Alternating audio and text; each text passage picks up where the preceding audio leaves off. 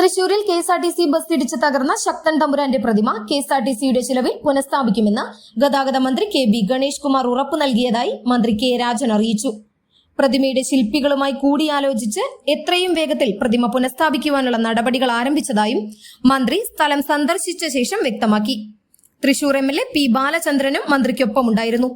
ഇന്ന് പുലർച്ചെയാണ് നിയന്ത്രണം വിട്ട KSRTC low floor bus Thrissur Sakthan നഗറിലുള്ള ശക്തൻ തമ്പുരാന്റെ പ്രതിമയിലേക്ക് ഇടിച്ചു കയറിയത്.